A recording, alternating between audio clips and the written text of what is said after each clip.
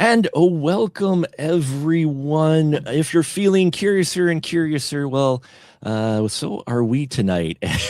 It is the Spoiler Room. We are live, and we are kicking off a new month. It's February 1st, in fact.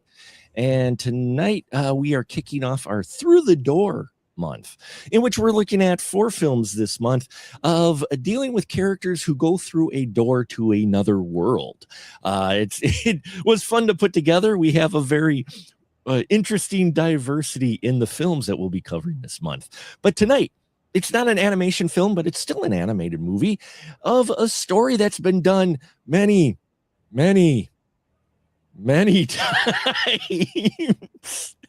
But tonight we are looking at Disney's version of Alice in Wonderland, this one from 1951. So thank you for coming down the stairs, pulling up a chair, and popping your favorite drink with us. We talking movie spoilers, and with me, yes, my right-hand man. He keeps coming back, and we appreciate it every single time he's here. It is none other than Mr. Ian Simmons. Hello, Ian. Hey, how you doing, Mark? Good to be here. I asked that. I'm sorry. I asked that as if we haven't been talking for a half hour already about many things, which folks can subscribe to the Patreon and you can find out what that's all about. Oh, thank you for that. Thank you for that that plug. I appreciate it. The man, the myth, the legend, Joe Randazzo himself is here with us in spirit. He couldn't make it tonight, but you are with us, sir. So we are looking at it. Yes, you've seen the title. It is Alice in Wonderland. It's great that I got Ian here tonight because he reads. He's versed in reading more than I am. But I have not. I don't know if I've read Alice in Wonderland, cover to cover, and if I have, it's been a long time. I didn't have a chance to squeeze it in for this show, but I'll do my best. Oh, okay. Well, I appreciate it quite a bit, but yes, this is based off of, was it C. Lewis Carroll? Yes. See, I know some things. C. Lewis's Carroll book. We have Alice in Wonderland, his book series, actually. But yeah, Ian, why don't you give us a synopsis of Alice in Wonderland? Girl falls asleep under the tree, has a weird acid trip, and wakes up. Yeah. It's that is definitely a good description of this film. 1951, Walt Disney, all cartoon musical, one of their many musicals. I mean, this was Disney's heyday right now. Alice in Wonderland's considered one of their, for me, I consider it one of their more classic animated films, but also they're one of their more unusual animated films, even for this time period. And do you remember when you first watched this? Yeah, I remember yesterday and today, Mark. Was it really the first time you watched it? Seriously? Yeah. Here's the thing. I like Disney, but I like latter day Disney. I have a big problem with early Disney, because I find the movies to be painfully, and I mean painfully, dull. Okay. Artistically nonpareil. They're just, you can't beat the animation. Right.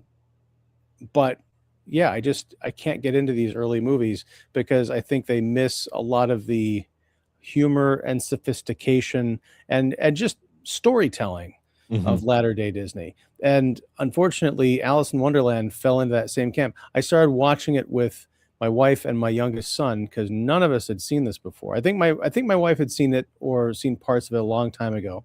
Sure. But we watched it last night. We figured, our youngest likes animation and cartoons and kind of like fantasy stuff. He was begging us to turn it off after 20 minutes. Wow. And we made him watch like through the first full half hour, and he was like, sure. It's 7:00. You guys promised. And so okay. So I finished watching it this afternoon, and it was the middle of the afternoon. I had a bowl of popcorn and a giant thing of coffee, and I still was struggling to stay awake during most of this movie. It peaks at the caterpillar, and by the time they get to that queen, I wanted my own head to come flying off. I was like, get me out of here. Sorry. That's my thoughts on Alice in Wonderland. Good night. Oh, good night. It's been fun. Short episode. There we go. No, there's a lot to talk about, I think, but yeah, I don't know what it is about, and maybe I need to write about this or do a deeper dive. But there is something about latter day Disney that they I think it has a lot to do with the humor. It's not to say that there's not humor here, but it's very like kind of, I know what it is. It's the fact that the humor stops the storytelling dead in its tracks. In the case of Alice in Wonderland, there is no story. The point of it is for her to go on this weird journey of all these crazy characters and side adventures. They're not even side quests, because that would imply that there's a point. But then at the end, she just wakes up and then it's over. Like it was all a dream, Mark. It was all a dream.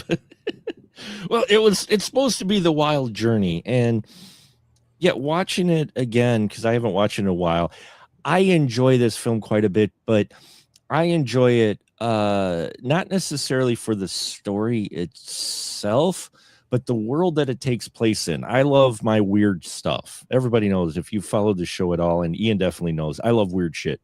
I love weird shit more than most. And so to see Disney do this and do some darker things in this film, tell some slightly darker stories, I thought is always interesting with it. And watching it again now for the show, I was paying more attention to the Alice character. And again, I haven't read the book, so I apologize, folks. I have no reference. I just have the reference of, say, other films that have done this story and whatnot. It's very interesting to see their approach with the Alice character. Again, I'm not sure in the book she is like this, but what I love about Alice, who here is voiced wonderfully by Catherine Beaumont. I think the voice acting is great. Even if you didn't like the storytelling, the voice actors Disney had in their stable for these films during this time, they were great. They were just they were so entertaining. And Catherine Beaumont definitely is Alice. But what I love about Alice is, like, all this weird stuff's happening and she's just rolling with it. She just rolls with all of it. It's not like, oh, darn, wow, this is weird. She doesn't get scared by much, if at all, in this movie. And I thought that was interesting for this to be geared towards kids, to show a young person who's not really scared by almost any situation they're in. They kind of roll with it.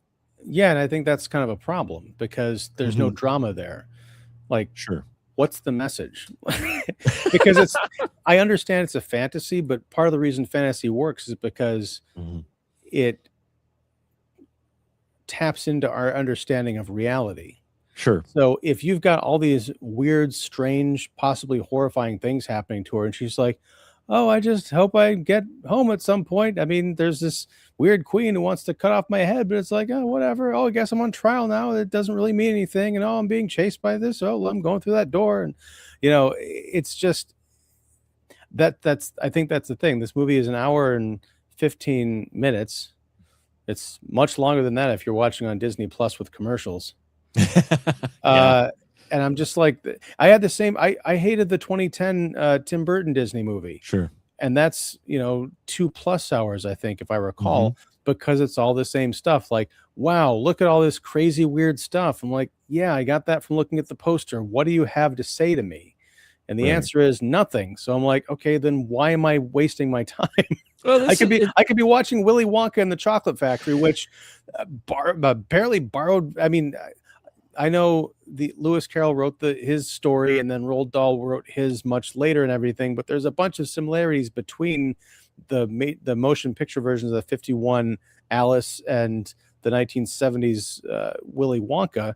But with Wonka, there's kids going through, emotional trauma going through this chocolate factory, and there's mystery and genuinely weird stuff. And it was also live action. So yeah, I can appreciate, I loved watching Alice move. I don't know how that was. I don't know if they were using I, th- rotoscoping I think it was or, rotoscoping. but it was damn good Yeah. rotoscoping because you swear you are watching a three-dimensional person walk around that dress, down to the way her like the slip, the white part would like peek out from underneath the blue part when she turned a certain way. Like they were paying attention to every detail of how fabric moves and hair. It's gorgeous, but it's also really dull. Well, it makes me I will one day pick up the book. I do read occasionally, folks, not It often, but it made occasionally. me want to But read the book too because I don't remember it being. I remember there being more to it. I just can't place like well, what that it is. and that's what I think is with this film too, is that they focus a lot on, I mean, like you said, the artistry is great. I mean, the different creatures and stuff they come up with are phenomenal. Whether it's she's walking through a woods where all of the creatures are music themed. You've got an owl that's an accordion and a frog in it, to the tea party. There are bits and pieces that kind of come through where I think it's trying to say something, but I think they ended up pulling more of the fanciful elements rather than the meaty elements from the book. But again, I haven't read the book, so I couldn't say for sure, because there are moments in there. There's a scene where Alice gets shrunk real small and she sees the flowers, and the flowers are talking, and they're all a bunch of various different types of, say, knitting circle ladies from back in the day, gossips and such of various, and the kids. And at one point, first they sing a wonderful song, which you listen to the words, you go, wait, what are they saying? But everybody's kind of kissing everybody on a golden afternoon. But then at the end of that, they ask, what is she? And that question comes up a number of times of who she is, especially like you said, when she meets the caterpillar, which I think is probably one of the more substantial parts, even though it's brief, of where it's actually trying to say something, because he keeps asking, who are you? And she's trying to realize, she's like, oh, I'm not sure. So there's a little bit of exploration of self-identity or place, where her place is or who she is. So it's touched on here, but it really seems like they lean more towards the funny characters from Lewis Carroll's book than say maybe what he is going for, which it may have been more of an exploration into, a child becoming a young adult or whatnot, maturing and trying to figure out their place in things or who they are, their identity.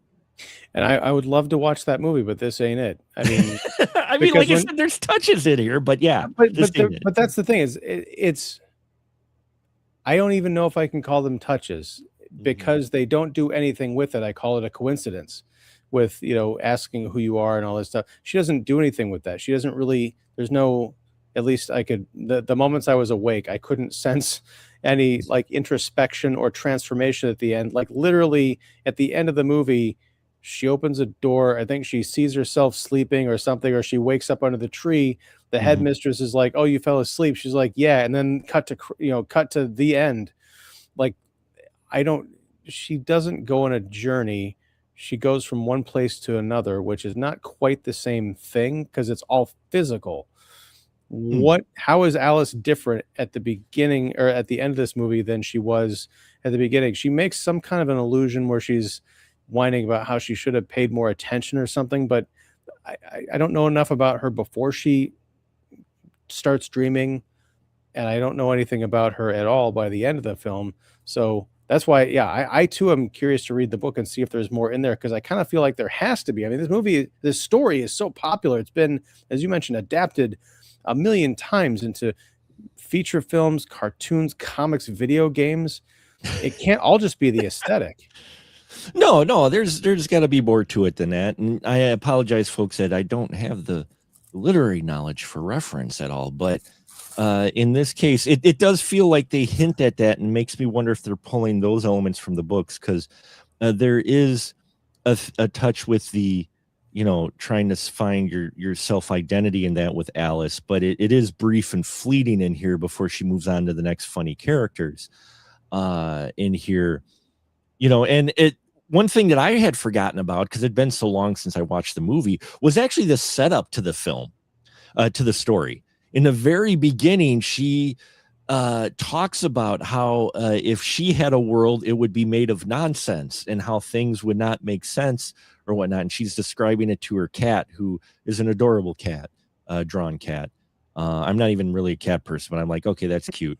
But she's describing it to her as things that are wouldn't be and aren't, and things that aren't are, and all of this. And that's what you have in Wonderland. So, they set it up with, here's a world she's imagining, and then she ends up falling asleep, the minute she's chasing the white rabbit, which, yes, that's where Matrix got the reference from. For all you folks out there wondering, what's with the right rabbit? Yeah, it's from Alice in Wonderland, because Alice follows the rabbit down the rabbit hole. Another phrase there. And she ends up in a room with the doorknob, who is only in the animated film. The doorknob character is not in the book, and that's where she gets very large, or does the drink me potion, and she goes through the door, and it takes her to Wonderland. So they do a setup of her thinking this. It's like, well, yeah, she fell asleep just before she sees the white rabbit. So, when she sees the white rabbit, that's when she's asleep. And one of the things I was trying to do was figure out kind of the references or the significance of the characters, why they would be portrayed like that in Alice's mind. And one of the things I found very interesting were all of the older folks, like the Mr. Dodo, the Mr. Walrus, which is from a Lewis Carroll story, and even the Mad Hatter. All of the older guys seem to like put off things, or they try to shirk their responsibilities and such in different matters. And I found that interesting, that stayed consistent. Like the older guys in their more suits and canes or whatnot are the ones that were the more sly, if you will, ones, so to speak. And I'm like, oh, maybe they're portraying that because of how Alice sees the older folks. Maybe, but I mean that's the juxtaposition, or that's the inverse of how it usually is. It's usually the young who are trying to put things off because the adults are the ones who understand that you can't, or so you be consequence. I mean, I should go back and read the book to find out if these themes are in there, but there's a lot that you can play with in Alice in Wonderland. And I don't know if someone's made this version of the movie, but the whole idea of the rabbit, she's chasing this rabbit and the rabbit's got to stop, or a giant pocket watch saying, I'm late, I'm late, I'm late. I mean, he's always in a hurry, and kids are always in a hurry to grow up. So perhaps in this dream state, she's chasing this idea of adulthood and ultimately realizes that, it's good to be a child because the real world is scary. And, adults, like the real world is going to cut off your head if you rush into it too quickly. I mean, there's all sorts of stuff you can play with thematically and have her meet these other characters. I mean, The Wizard of Oz did this masterfully with Dorothy, having all this trouble in Kansas before we get to Oz. And then a lot of the stuff that she runs into in this wacky dream state directly relates to problems that she had before she entered it. And then she's different at the end. And we come to see that, oh, that's right. The Tin Man and the Lion and the Scarecrow were all people that she knew on the farm. And that significance. So I guess that's my frustration with this movie is there are other versions of this story, whether branded Alice in Wonderland or not, be it Wizard of Oz or The Matrix you mentioned, that take the story and the characters in really interesting places. This is just, hey, put your kids down in the movie theater for the matinee, go out and have a couple of smokes and maybe a drink at the bar and come back and pick them up. There's gonna be lots of flashing colors, cute, weird characters, and nothing much demanded of them. It is 1951, so yeah, obviously. Oh, hey, thanks, JK. I appreciate the support. You don't have to, sir, but thank you very much for that. Nice. Thank you. I appreciate that quite a bit for the support. And yeah, no, you're right with it. I mean, And I guess audience, in 51, definitely different sensibility, and makes you wonder with kids if that is what this was intended for. Just, oh, hey, the kids aren't going to really be paying attention to message at all. We'll just throw a lot of the funny characters from the story. Though you do get the story of the walrus and the carpenter, which is, by far one of the darker stories if you look at it. The way they made the oysters so cute, and then they have the walrus actually eating the oysters, not on camera, but you can put two and two together real quick, and you're just like, whoa, okay. I guess, but what okay, what does that mean? With him eating the oysters on his buddy carpenter buddy. But what's the significance of those characters in relation to Alice? Well, that was the story that Tweedledee and Tweedledum were telling, because of the moral of the story, which yeah, I never actually quite figured out the moral of the story with the walrus and the carpenter, outside of don't trust old folks. Which would be interesting if in the real world there were adults that Alice wasn't sure she could trust. And yeah, maybe this dream state thing is her subconscious trying to tell her, oh, you met this person and they seem really nice, but maybe you can't trust them. There's right. something, there's that inkling, that subconscious instinct saying, oh, there's something sinister going on here. They're going to try and eat my oyster, so to speak. But just like, I'm just saying, like, Sure. add a dimension to it, Wizard of Oz it a little bit. Mm-hmm. Yeah, well, it's funny you mentioned Wizard of Oz, because Alice in Wonderland was written in 1904, I think it was. It was very early 1900s.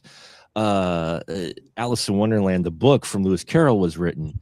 And so, yeah, it's interesting what they pick from the book, because I do know some of the things, like you have the Jabberwocky and such too, that are just avoided in this film. Though you do get some of the other characters that are classics, but makes me wonder, what made them choose which parts to show and whatnot for the film, because my understanding, the book gets dark, like a lot darker than the cartoon does, even though they did do the oysters to where you actually have him eating the oysters, which, like I said, wouldn't be so bad. But they do this whole little segment where they're just these adorable oysters around Mama Oyster, and they're like, oh, and then he's like, oh, come along with me, and they, cabbages and kings, which if you know Pete's Dragon, you know that song too, but part of it anyway. But he walks the oysters out, and yeah, then he eats them on his buddy carpenter, who's working hard in the kitchen, but they're little cute, just little feet and everything. He's like, da da da, and then the next thing you know, he's like, yeah, oyster ate them.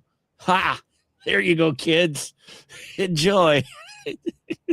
Well, again, there's a lot more you could do with that to kind of tie it into something bigger. Mm-hmm. Correction.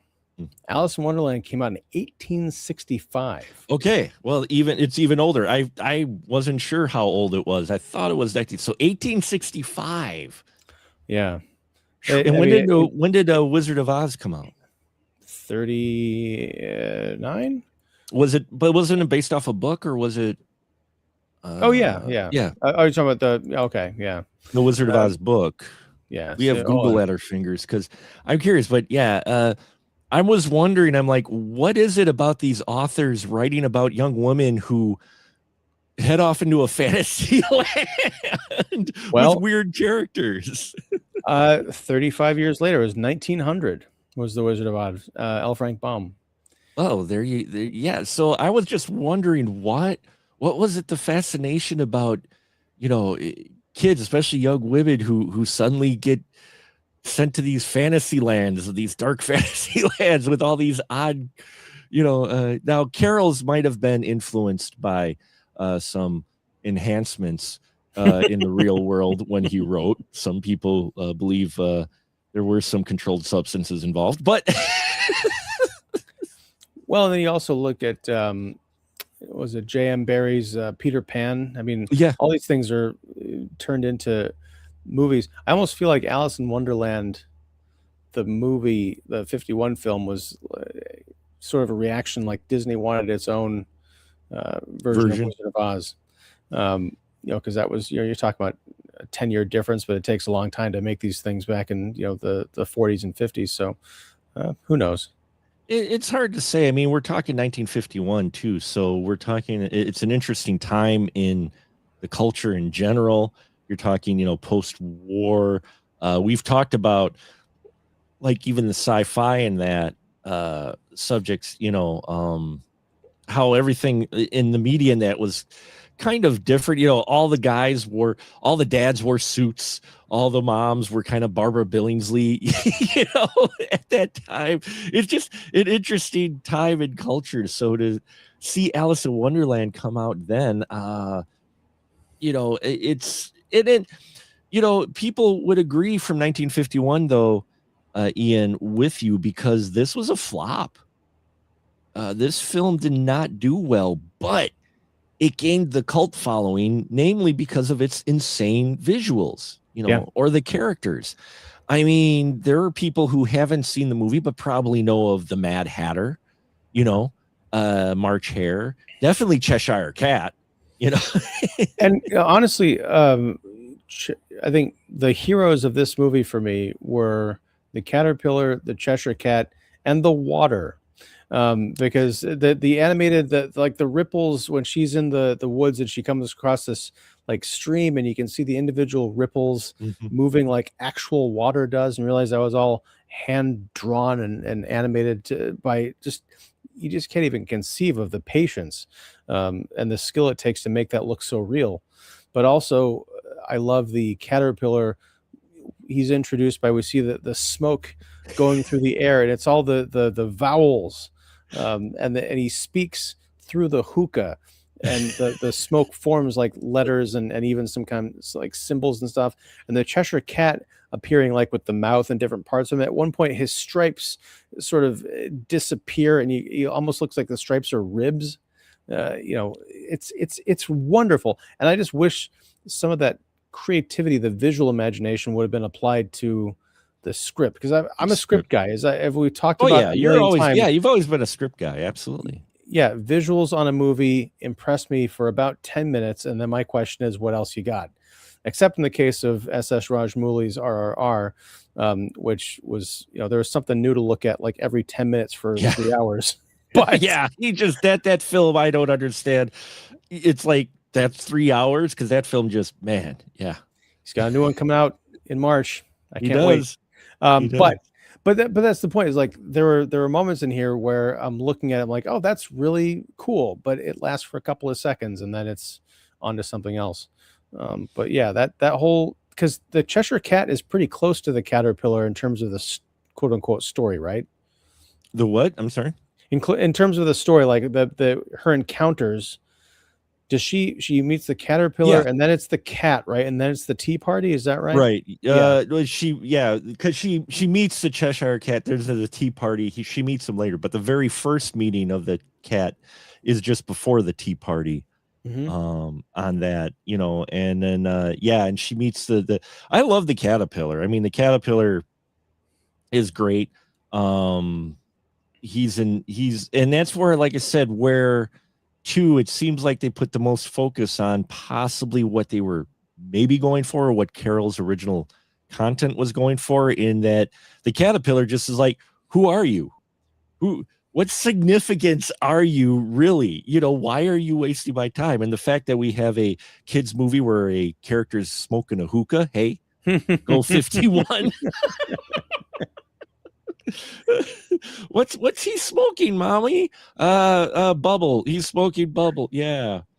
That's why it flopped. Parents were afraid of their kids would be morally corrupted by all that smoking. Yeah, all that it promoting smoking. I wonder, when you watched it, I watched it on Disney Plus as well, but they didn't have a warning. Was there a warning in the beginning when you watch it saying, hey, there's a portrayal of tobacco use? No, there was this one. It's a weird black box that popped up that said, "You sure you want to watch this?" And I was like, "Weird." Sorry. No, I don't. Wow. Wow. Dude, that's hard, man. You're harsh, man. I kid. I kid. I know. No, I mean, yeah. And then the tea party, watching it again, I get for the show because, I watched it just as a kid or whatnot. And then I enjoyed all the visuals and a little bit older. I haven't watched it in decades, but watching it now, I'm like, tea party, huh? Tea, huh? That's some strong tea that we have in this movie, especially with the dormouse. He enjoyed his tea. There was some kind of fun stuff at the tea party. I love the gag where it's like, oh, I'll just have a half cup of tea, and the cup Yes. is like bisected and it's filled up, but it's filled up with, none of it falls. It's cute. It's clever.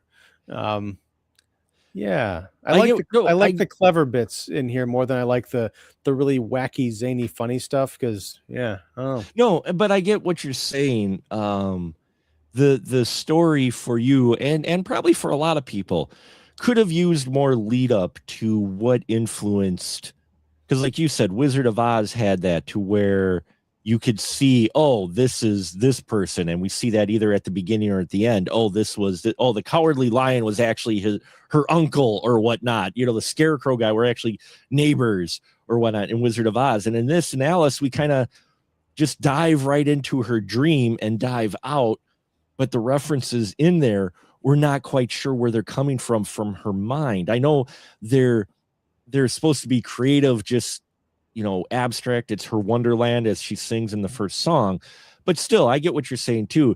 It would be nice to have a little bit more lead up to just introduce some characters in the real world or even situations that would have influenced her, and maybe that's in the book. I'm wondering if that's in the book. maybe. Again, I'd like to find out. It's weird. The movie I'm about to reference, I don't like it, but I feel like it's the closest to a modern Alice in Wonderland that I could tolerate. Sure. Is Zack Snyder's Sucker Punch. Mm-hmm. If you were to take out basically all of the aesthetics of that movie and just turn that into Alice in Wonderland, like Alice is being committed to an institution, or there's some kind of a horrible accident or whatever, and this is her dream world way of coping, or maybe she's knocked unconscious and she has to, when she wakes up, she uses what she learned in the dream world to conquer some problem. I'd be fine with that. Yeah. Right. And you don't have that here. You just have the nonsensical part. It's like they picked that section out, but any setup, they either felt like that would make the movie too long, or they just felt like, oh, that's not, the kids aren't going to care about that. Which is weird because I mean, this was 12 years after The Wizard of Oz, which was very, Right. popular movie that had, it's an all ages film that had some dark stuff and also some sophisticated kind of character work. So I don't know what the thinking was here, or if people even, they just read the book and said, this is too weird for kids. We have got to kidify it and simplify it down, but they just went a little bit too simple. I mean, you mentioned some of the characters that she encounters in the woods, like the musical notes and stuff. I just felt like they were, in a lot of cases, just really random. And I was just watching more of her looking around and seeing random things and just wondering, okay, what does this have to do with anything?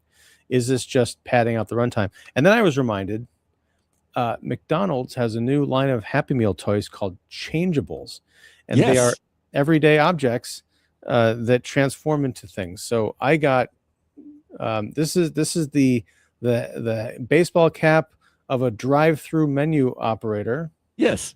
And look, oh, it transforms into a little character named Cap.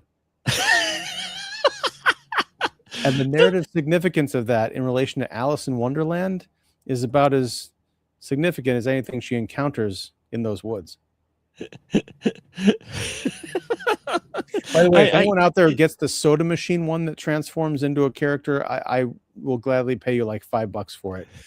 Contact Special Mark Productions. There you go. Can you really call that transformation? It just kind of flips down. No, and the box says play two ways. What do you mean play two ways? It's either a baseball cap or a guy wearing a baseball cap. Yeah. And I'll collect them all. That. No, sorry. There's also moments in this film where she continuously grows and shrinks. And again, this makes me wonder if something's lost in translation from the book to the movie, because it happens at certain points, usually when it's involving the White Rabbit, but they don't seem to do a whole lot with it outside of, oh, here she is now big in the house of the White Rabbit. And yeah, and I was wondering, what am I missing with the significance of that outside of making a very cool song, which would come out many years later? Oh, the Jefferson Airplane. Yes. Yes. Man, now damn it, Mark. Now that song, it's inevitable. It's in my head now. I'm playing it. But no, that's the thing, is like that the whole thing where she grows and she takes over the rabbit's house, and she's like coming up through the roof and everything, and her leg is getting all, like, that is an amazing transformation scene. Like her foot and her leg are growing and they're kind of chasing the rabbit through his own house out the door. Great to look at, very impressive. But the only time why I think that whole growing and shrinking comes into play is when she's talking to the caterpillar, and she's like, oh, if I could just get something to make me bigger, because I'm only 3 inches tall. And the caterpillar's like, wait, I'm only 3 inches tall, what are you trying to say? Yeah, I know. He gets like, get out of here. He gets so offended. He gets so offended by that. It's hilarious. Yeah, I thought that was a really interesting insight, that you could really say something about, like, oh, I'm not like you creatures, I'm big and strong. And like, well, not anymore, you're down here with me. Well, and then the caterpillar turns into a butterfly. I love that bit where it kind of gets raptured and it's like, see, it's like little shoes laying there on the leaf, and then she's like, wait, where'd he go? And it comes flopping down. It's great. He gets angry because she questions, she's like not like paid attention. And yeah, the caterpillar is an interesting character for sure. He is definitely one. Tells her to eat the shroom. So yeah. This movie, it feels like it was made in the 1960s. There's a lot of drug use going on in here. But that's the thing, Mark. I mean, it came out in 51, but it definitely feels like the kind of movie with all the trippy imagery that's just made for you to put it on, do a lot of drugs, and just like kind of let it happen, because the story doesn't matter. It's all the visuals and the colors in your head. But it unfortunately, for some reason, came out like a decade and a half too early. It may have, yeah, because I know that's where it kind of got its cult following, as people talked about it, taking LSD trips and that when they've seen Alice in Wonderland, and that, it's like the story around it and its cult following and its characters and visuals are what people remember more than the actual story itself.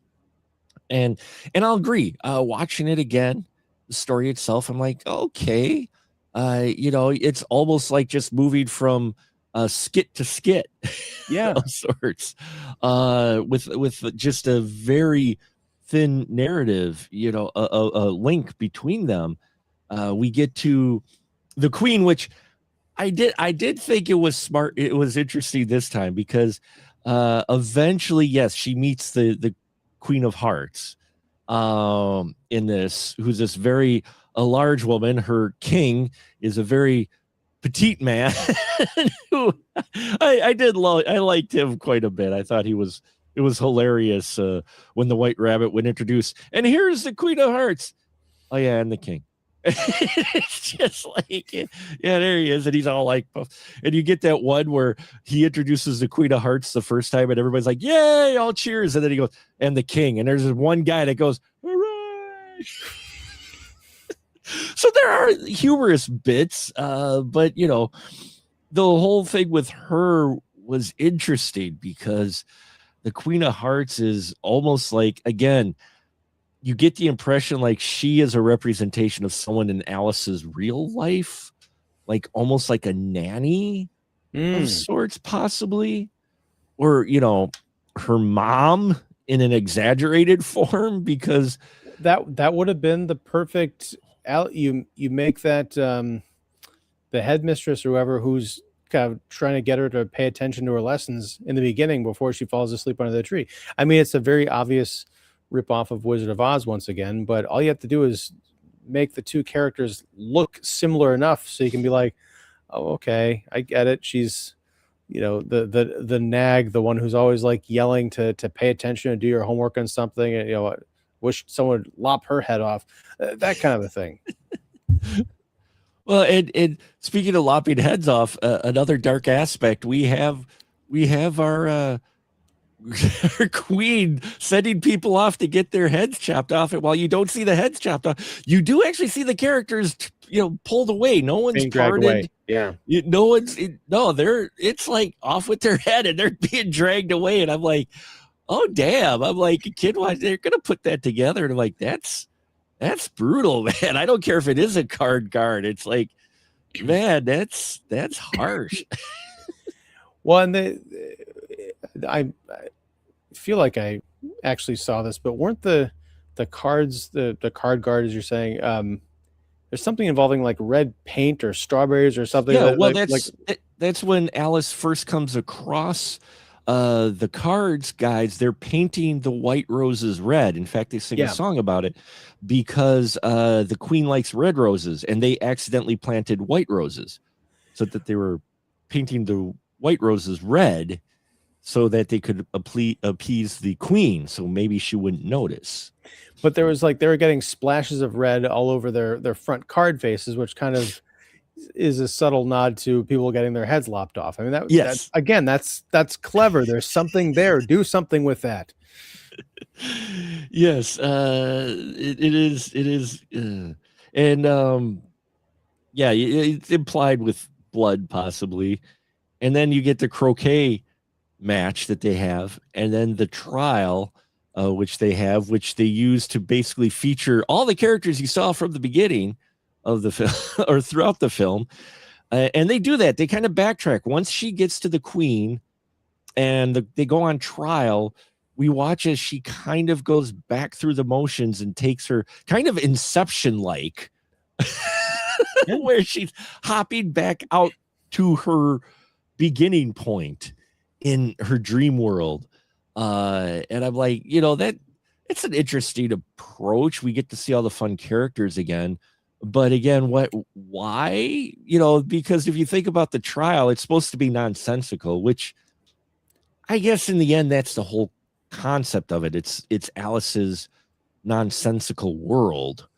But I just wonder if the book does say more, because it's lasted so, it's such considered a classic, his book.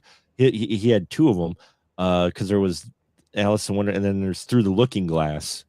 It makes me wonder what meaty parts they just chose to ignore.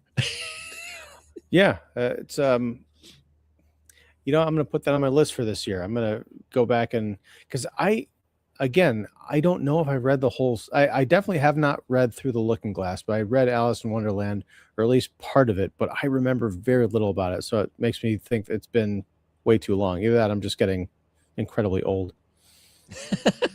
Which is no, possible. I'm getting I'm getting incredibly old. You are still a strapping young lad. No, but. The 50s were also an odd place for Disney, because like we said, Alice in Wonderland was a flop, but this is just a year after Cinderella dropped. I pulled up the the filmography of Disney, and you look at Alice in Wonderland, before it was Cinderella and Treasure Island were the other two, but after this they had the Story of Robin Hood, Peter Pan, a few that I wasn't familiar with, The Sword and the Rose. And then there's 20,000 Leagues Under the Sea. Then there's Lady and the Tramp. These I'm just hitting all the ones that people may know. They did a lot. And then there was the live action film of Old Yeller, Uh, that was in 57. Sleeping Beauty. So the 50s was an interesting decade for the animated films, for Man, sure. all those movies were between 51 and 56. That's wild. It was crazy. Old Yeller was 57, but still, Yeah. they cranked out. Disney was cranking out the movies, both live action and animated. Yeah, I'm glad you brought up Lady and the Tramp, because I think that, because I love that movie. Mhm. And I think it's because it's more adult, because it's about essentially adult dogs, Yeah. falling in love and everything. I feel like that sensibility would have come in really handy in Alice in Wonderland. Yeah, it Just did more need it. more Yeah. characters instead of just like wacky, accessories to a story that doesn't really exist. Yeah, it Alice in Wonderland, I think you're right, is missing kind of that was even in the film that comes after this one, Adventures of, Robin Hood, and then, the other films, it's missing kind of that adult sensibility, or even what Cinderella had as well. It's kind of missing that too. Now that you mention it, that's what it's missing, is that sensibility. Okay, that's it. The Adventures of Robin Hood was a live action. The animated Robin Hood wouldn't come out until later, the 70s actually. Was the Really, animated. I've never seen the Disney Robin Hood. I'm looking forward to catching up with that at some point. People, So I was wrong in that. I apologize. I'm sure internet can correct me. I'm wrong lots of times. They correct me on a lot of things, but nonetheless, 50s was interesting for Disney, their animated stuff, and this one is nestled in there that you could kind of see what we've talked about tonight. Why the film may not have done well is that I could see maybe appealing to younger kids, but even like you said, Ian, your younger child kind of checked out. Now, more modern kid, so maybe right. back I mean, then. it's got to be really compelling to tear him away from Survivor IO and YouTube Roblox. videos. Yeah. Yeah. I mean, it's a hard competition for this 1951 animated film and Roblox. I can understand that. I can understand. We wanted to shout out to Crump Mode for tuning in. Thanks, Crump. Appreciate you stopping by. Hey. And just for the hell of it, I pulled up quickly the adaptations of Alice in Wonderland. Oh wow. How many? According to IMDb, there's 19 different versions of this. Now, check this out, though. There were 4 versions done before this one. 4? Yeah, I remember seeing clips of the 1931, the 1915 one. There's very few clips, but there's some clips on YouTube that exist. Someone salvaged of Alice in Wonderland from 1915. Then there was Alice in Wonderland in 31. In 33, there was Alice in Wonderland. In 49, Alice. 51, 66, which was Alice Through the Looking Glass. Then Alice in Wonderland again in 66. Then Alice in Wonderland in 83. Then there's 85, 87 Through the Looking Glass. 88 was an animated version. Wow. 98, 99, 2009. And then Tim Burton's was in 2010. Wow, that far back already? And yeah, and that's just insane. And we haven't even touched on the adult version of Alice in Wonderland that came out. There's, go figure, there was an adult version that was trimmed to be rated R version. So yeah, it's crazy. Oh, that was the German movie, right? Alice Through the Glass Table. No, that was a different different movie. But yeah, so this film, this story's been adapted many times, probably because it hit PD, and like I think that was the date I was getting from. It was like 1904, 1906. It hit public domain because the copyright laws were different back then. And so that's why it's been adapted so many times. And while this isn't probably the best version of the story, it is still interesting. And I've got the soundtrack back here on vinyl. I found this. I know my radio version folks can't see it, but I found this at I think I got it either from a friend or found it at a thrift store. But That original pressing? Yeah, this is this is from 63. So this was a 63 pressing. So it might have been a really re-release of it, but it's from Disneyland Records. And yeah, it's got 10 tracks on it. And apparently, up until this point, I think this movie had the most amount of different characters and songs that a Disney film had. And not so much now, but at least back then, it was the one that had the most. And you can see it. That was a weird thing too, because there's a long stretch in the middle of this thing where there's no music, and then all of a sudden a song comes back, like, oh, that's right, this is a musical. I forgot. you do forget it's a bit of a musical. Yeah, I mean, and what I love is just how it ends. She's getting chased. You get this harrowing chase through a maze, and the card guards is the queen wants to try to off her head, and she's going back through the places where she's been. She's floating in the water again. She gets to the doorknob. She tells Alice to wake up.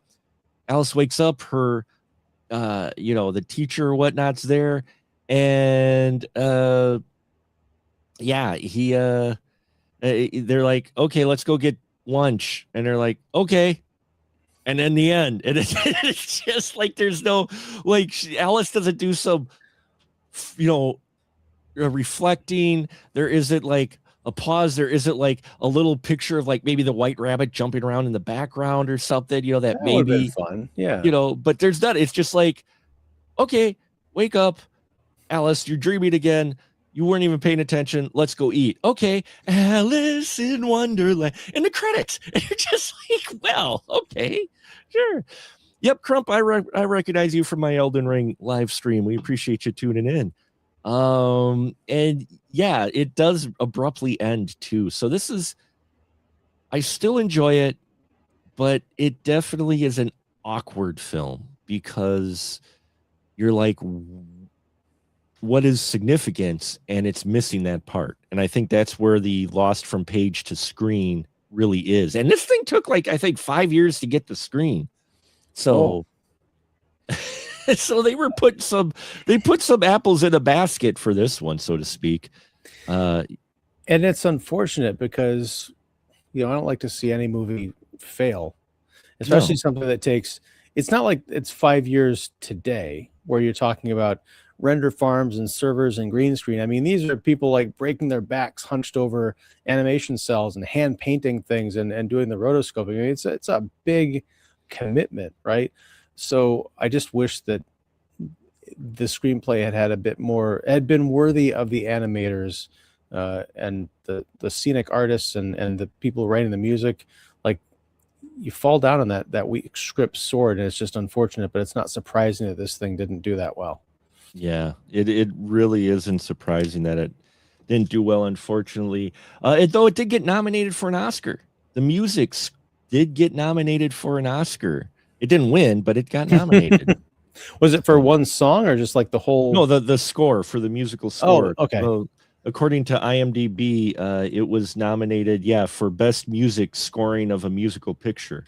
So for the score in that, it got nominated, which, I do like the music to it. That's why I got it on vinyl on that. I do enjoy some of the instrumental and the vocal songs on it too. So, and it was another 40 years until they had an animation category, right, at the Oscars.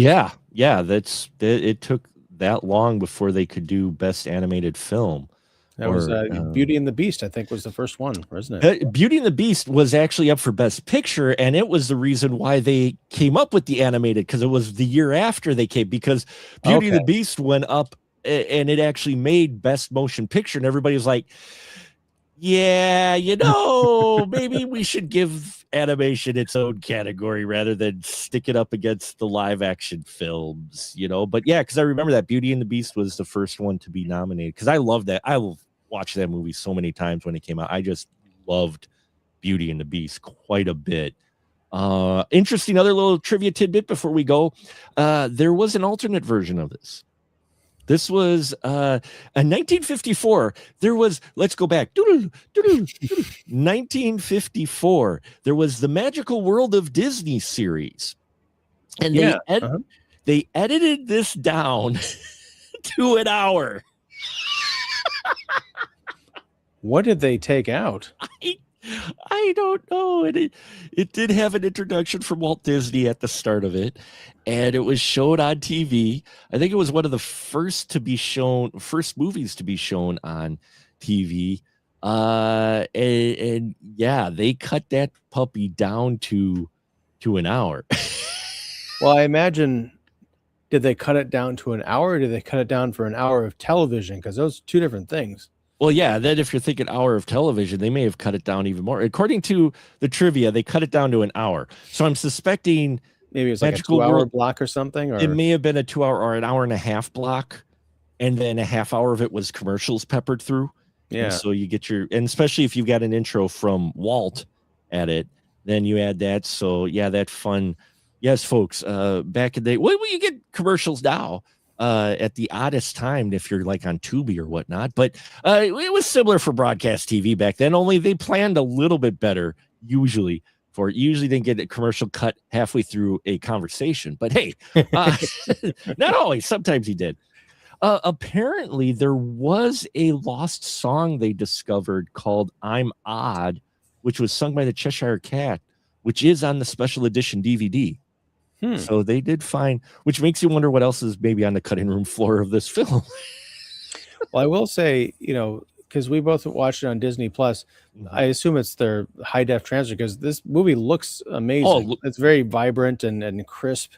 So I imagine if it's on like a home video or Disney Plus, you're getting the best version of it that's out there. Absolutely. Because yeah, I watched it on Disney Plus as well, and I'm like, wow, that looked really good. There wasn't grain. It was sharp. It was like, wow, they really cleaned this one up. So yeah, I mean, aside from the style of the 1950s animation, it looks like it could have been. It looks like a modern movie that was made in the style of 1950s animation. Yeah, it cleans up really well. It looks really good. And what's interesting too with this one is you don't have some of those. I'm not an artist. You're an artiste.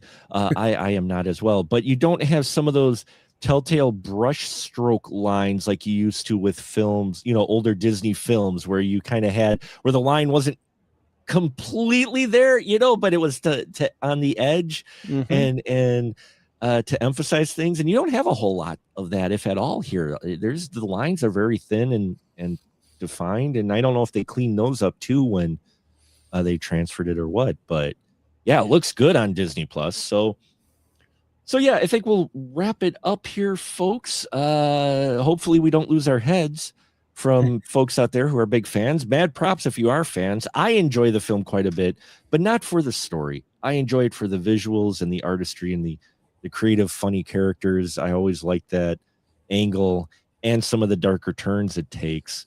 But I can actually see, I can definitely see where you're coming from, Ian, on it. And I think it's, if you're curious about it, I think it's worth at least watching once. What about you? Yeah, I mean, it's animation history for one thing. I think for another, it's a great example of what I've been talking about. Agree with me or not, but can a movie that essentially doesn't have a story sustain for an hour and 15 minutes or an hour 20, whatever, on visuals alone? And maybe you'll think the answer is yes, but maybe not. And it could give you insights into other things that you watch. Excellent point. Excellent point. So thank you so much, folks, for all tuning in. The JK guys, thank you for the support. Crump, so glad to see you as well. I know we're not playing Elden Ring. We're talking an old film, but we do talk films here on Sunday nights on the Spoiler Room and on the Twitch channel. So thank you for tuning in. And now, as always, I give my wonderful crew members their license to shill. So, Ian, the floor is yours. Well, thank you. I'm Ian Simmons. I run Kicking the Seat, which you can find at kickseat.com and also right here on YouTube. We do weekly live streams and interviews, critics roundtables, and all that good stuff. Tuesday night, we're going to be talking about the latest Sam Raimi film, Send Help. That'll be 8 p.m. Central, so come on over and join us. There'll be fireworks, I can tell you that much.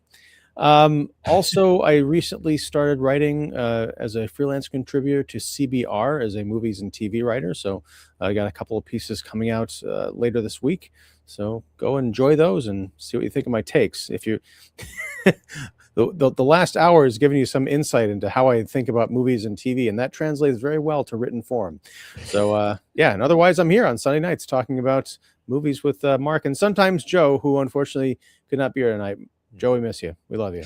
We do miss you, Joe. You're here with us in spirit. And yes, folks, for those who are interested and care at all out there, we will be live, but we'll be live next week, Monday That's right. night. Super Bowl is Sunday night. Joe really wants to be here. We're going to be having another Animation Nation episode in the form of Coraline, a stop motion animation film, which our listeners voted for last year. And so that is the one we are going to be talking about next Monday. So you want to tune in Monday for that one. Very interested to I know what Ian's thoughts are on Coraline. Now, you know my thoughts from when it first came out. Yes. Have not watched it since, have not had any inkling to, but I will be revisiting it for the show. So we'll see. Well, I appreciate that, and I will be interested to see if it has changed at all for you. But yes, Monday night, look for us on here and talking about Coraline. So looking forward to that. If you want to check our other stuff out and know the schedule of our upcoming shows, head over to specialmarkproductions.com for all your Movie Man needs. We have the schedule of our episodes with links to the streams. We have links to many of my recent reviews, and in fact tonight I will be putting up my 1 minute Movie Man's Movie Minute review of Send Help, and I may just be on Ian's show if I can make it on a Tuesday night. Whether or not he lets me in or not, I just sneak in the back door and take that however you will, folks. And until next time, we'll just say good night, everyone. Good night.